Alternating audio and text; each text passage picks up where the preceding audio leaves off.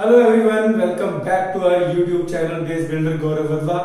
आज का session 10th class के नाम 10th class third chapter 3.5 exercise pair of linear equations in two variables chapter name है। 3.5 के 2 क्वेश्चंस पेंडिंग है, हमारा आज कंप्लीट कर लेते हैं हम। और इंपॉर्टेंट क्वेश्चन जरूर है और पजलिंग होती है उसमें बच्चों को, लेकिन एक बार आप अच्छे से देख लीजिए इन क्वेश्चंस को, आपकी पजलिंग बिल्कुल अच्छे से दूर हो जाएगी। तो चैनल को सब्सक्राइब करना और वीडियो को लाइक करना बिल्कुल मत भूलिए। Let's start.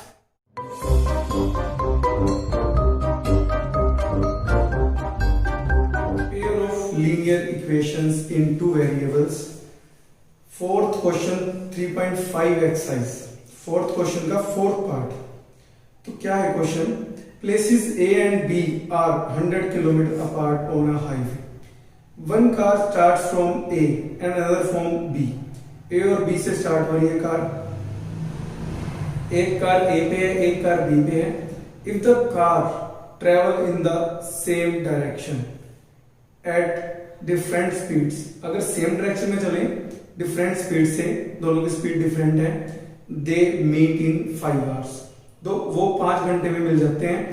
It means A और B, A वाली और B वाली जो 100 किलोमीटर पीछे है वो स्पीड फास्ट होगी, तभी मीट हो रहे हैं, तभी मिल रहे हैं। उसके बाद if they travel towards each other, ये तो था सेम डायरेक्शन, ये है towards each other, means opposite direction हो जाएगी। कैसे होगी वो समझाते टाइम आपको पता लगेगा। Each other, towards each other, they meet in 1 hour. अगर वो एक दूसरे की तरफ चलते हैं तो वो 1 घंटे में मिलते हैं। What are the speeds of the two cars? Cars की स्पीड बताओ, दोनों की फाइंड करनी है हमें। तो ये क्वेश्चन आपको स्क्रीन पे दिख रहा है, मैंने line to line word to word पढ़ के सुनाया आपको अच्छे से। अब इसको सोल्व करते हैं। आइए, फोर्थ क्वेश्चन का फोर्थ पार्ट स्टेटमेंट हम अच्छे से रीड कर चुके हैं। तो हमने फाइंड करनी है कार की speed. Let the speed of, जो चीज फाइंड करनी है तो उसको लेट करना है, अज्यूम करना है।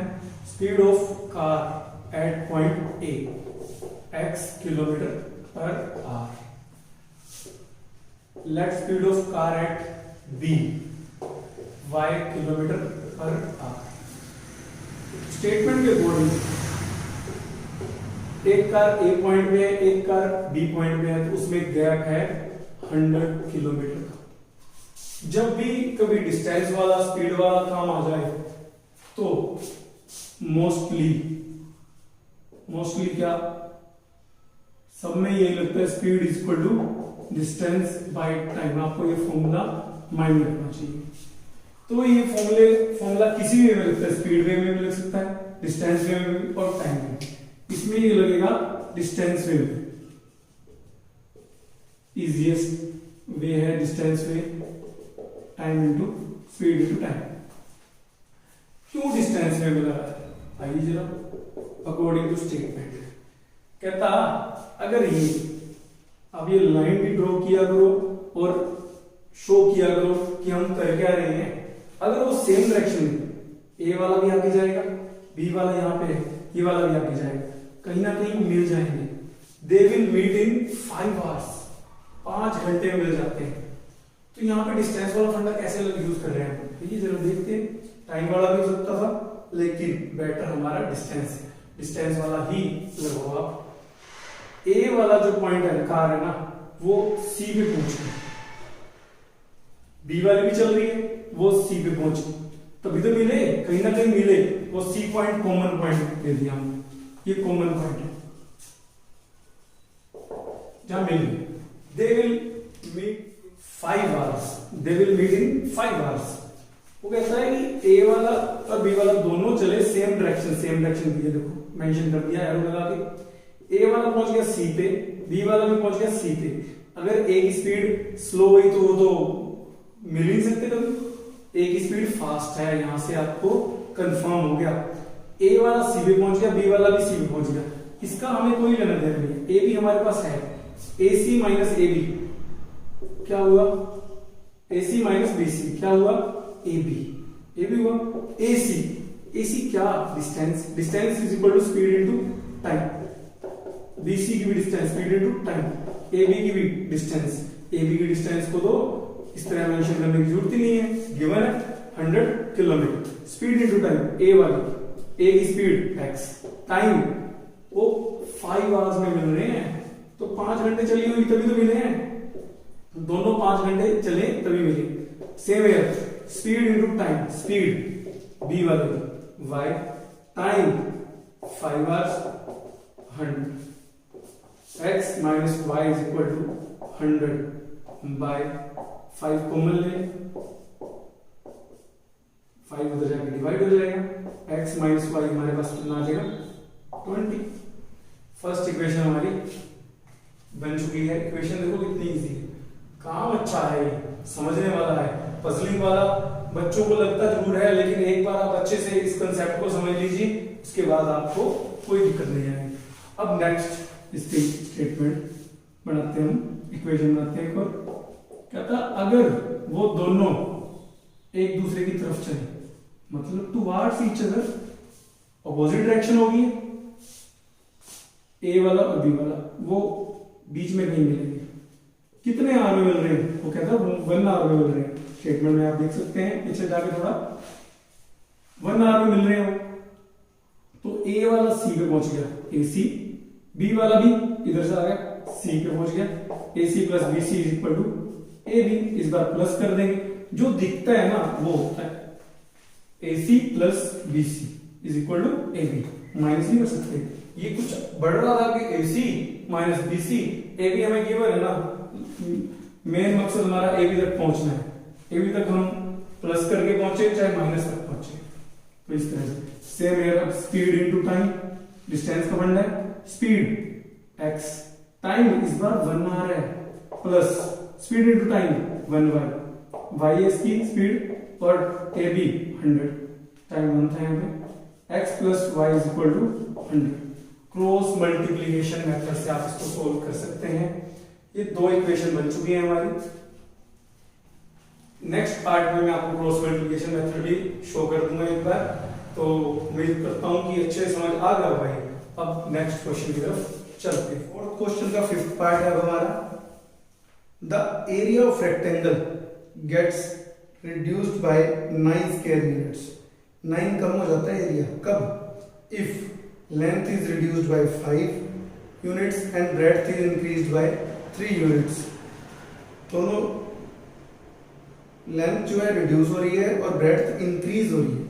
Length is reduced by 5 and breadth is increased by 3 units, तब जो एरिया है ना वो 9 यूनिट्स, 9 स्क्वायर यूनिट्स कम हो जाता है। If we increase the length by 3 units, अब नेक्स्ट कह रहे हैं कुछ, क्या कह रहे हैं, अगर हम लेंथ को 3 इंक्रीज कर दें and the breadth by 2, breadth को 2, तो इट मींस एरिया तो इंक्रीज ही होगा ना। The area increases by 67 square units. Find the dimensions of rectangle. Dimension find करनी है, लेंथ और ब्रेड्थ को कहा गया है, फाइंड करते हैं। और दोनों इक्वेशन हमें मिल चुकी हैं। एरिया जो 67 इंक्रीज हो रहा है और एरिया 9 डिक्रीज हो रहा है फर्स्ट में लेंथ ब्रेड्थ को छेड़ने से। लेंथ ब्रेड्थ को अगर छेड़ेंगे तो एरिया डिक्रीज इंक्रीज होगा। तो डायमेंशन फाइंड करते हैं, तो जो फाइंड करना है उसे लेट करना है। क्वेश्चन 5th पार्ट स्टेटमेंट हम रीड कर चुके हैं। रेक्टेंगल की डायमेंशन फाइंड करनी है। डायमेंशंस होती क्या है? लेंथ और ब्रेड्थ, साइड्स को डायमेंशंस कहते हैं हम। Late length x unit, breadth y unit. तो ये लेट कर चुके हैं हम अकॉर्डिंग टू स्टेटमेंट। उससे पहले एक चीज और रहेगी, एरिया। एरिया भी बता देते हैं हम, length into breadth means x into y, x y unit scale. First statement बनाने के लिए वो क्या कह रहा है? वो कह रहा है कि अगर लेंथ और ब्रेड्थ को छेड़ा जाता है, कैसे छेड़ा जाता है बताता हूं मैं आपको। तो एरिया 9 यूनिट्स कम हो जाता है, लेंथ को 5 कम किया जाता है और ब्रेड्थ को 3 इंक्रीज किया जाता है। लेंथ को 5 कम और ब्रेड्थ को 2 इंक्रीज।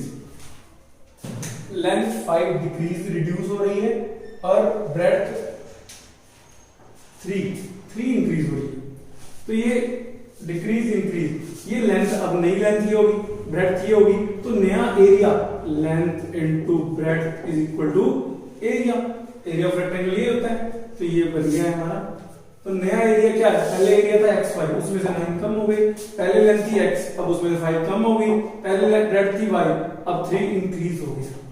अब इसकी मल्टीप्लाई, पहले x से multiply, xy plus 3x minus 5y minus 15 is equal to xy minus 9। Cancel out, xy से xy कैंसल, उसके बाद 3x minus 5y minus 15 plus 9 is equal to 0। इसको इधर बुला लीजिए, 3x minus 5y minus 6 is equal to 0। ये हमारी first equation.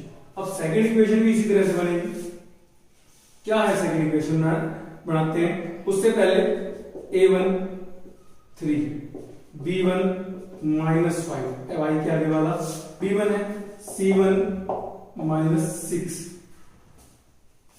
ax plus by plus c is equal to 0। General form इस pair of linear equation in two variable की, x के आगे वाला a, y के आगे वाला b, बच गया c। अगर दो इक्वेशन है तो a1 b1 c1, तो ये है हमारे पास। अब नेक्स्ट इक्वेशन में चलते हैं। ओके, कहता कि अब लेंथ जो है वो 3 इंक्रीज करो और ब्रेड्थ जो है वो 2 इंक्रीज करो और एरिया जो है ना वो 67 इंक्रीज हो। तो ये सेकंड इक्वेशन का फंडा। फिर वही बात, length breadth, length into breadth is equal to area. पहले एरिया इतना था, अब है 67 प्लस करो, ऐड कर दो, और अब x से multiply, xy plus 2x plus 3y plus 6 is equal to xy plus 67। xy से xy कैंसिल, इधर आके माइनस हो जाएगा, 2x plus 3y plus 6 minus 67 is equal to 0। 67 को इधर ले आए, 2x plus 3y minus 61 is equal to 0। 6 minus 67 61 हो गया। अभी a2, फिर वही x के आगे वाला 2 b2 3 c2 माइनस 61। तो a2 b2 c2 आपके पास आ गए हैं, a1 b1 c1 भी आ गए हैं। तो अब लगाएं cross multiplication, x y 1 2312 b1 b2 c1 c2 a1 a2 b c a b b1 b2। तो ये हमारा 2312 रूल जो चलता है, लास्ट सेशन में आप देख चुके हो अच्छे से। फिर भी एक बार, cross multiplication method 2 second number b है, थर्ड नंबर पे सी है, 2 3 1 2 a1 a2 b1 b2। अब इनकी वैल्यू पुट करते हैं और आगे चलते हैं। b1 की जगह इसको रब करके कर रहा हूं, b1 हमारा ये -5, b2 3 c1 -6 c2 -61 a1 a1 3 a2 2 b1 b2 फिर से -5 और 3 x बाय मल्टीप्लाई करो, -5 इंटू -61 प्लस का 305 प्लस हो गया।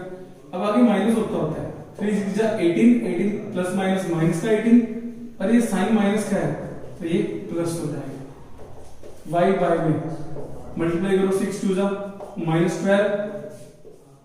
माइनस करेंगे 61 3 3 1 3 3 18 183 प्लस माइनस माइनस एक माइनस पहले से 183 1 बाय 3 3 9 2 -5 -10 एक माइनस पहले से होगा प्लस 10। तो x बाय, इनको ऐड कीजिए, 323 y by plus minus minus 171 1/90। तो अब क्या करेंगे, सिर्फ 1/19 y/171 सिर्फ कांस्टेंट को वेरिएबल वाले के इक्वल रखना है, क्योंकि ये तीनों इक्वल है तो इसको भी इसके और इसको भी इसके। तो यहाँ पे वैल्यू आपकी क्या है, x की 323/19 और y की 117/19। ये 9 और ये आ जाएगा 70। x हमारा 17 आ गया, x हमारी लेंथ है, ब्रेड्थ आ गई हमारी 9, ब्रेड्थ y हमारे 9 है तो ब्रेड्थ y है।